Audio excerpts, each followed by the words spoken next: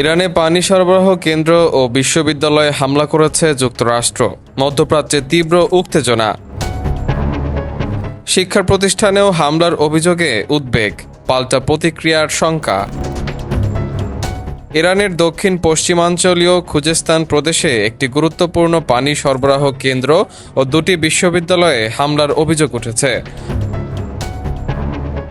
শনিবার ২৮ মার্চ রাতে যুক্তরাষ্ট্র ও ইসরায়েল এই হামলা চালিয়েছে বলে দাবি করেছে ইরানের রাষ্ট্রীয় সংবাদ মাধ্যম।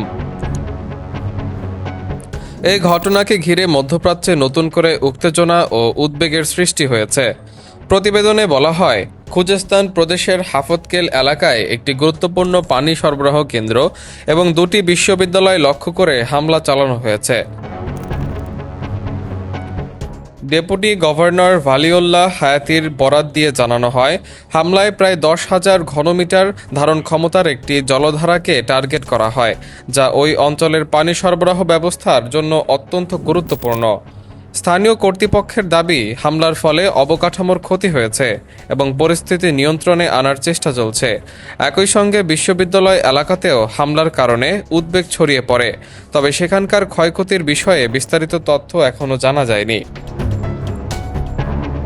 ঘটনার পর আন্তর্জাতিক সংবাদ মাধ্যম আল জাজিরার তেহরান প্রতিনিধি মোহাম্মদ ভাল বলেন, এ ধরনের হামলার পর সাধারণত ইরান পাল্টা প্রতিক্রিয়া দেখায়। এতে করে অঞ্চলটিতে উত্তেজনা আরও বৃদ্ধি পায় এবং নিরাপত্তা পরিস্থিতি জটিল হয়ে ওঠে। বিশ্লেষকদের মতে, গুরুত্বপূর্ণ পানি অবকাঠামো ও শিক্ষা প্রতিষ্ঠানকে লক্ষ্য করে হামলার অভিযোগ পরিস্থিতিকে আরও সংবেদনশীল করে তুলেছে। এর ফলে আঞ্চলিক অস্থিরতা বাড়ার পাশাপাশি বৃহত্তর সংঘাতের ঝুঁকিও তৈরি হতে পারে। ডেস্ক নিউজ, অগ্রযাত্রা প্রতিদিন। অগ্রযাত্রা প্রতিদিন, নির্ভীক প্রত্যয়ে উজ্জীবিত।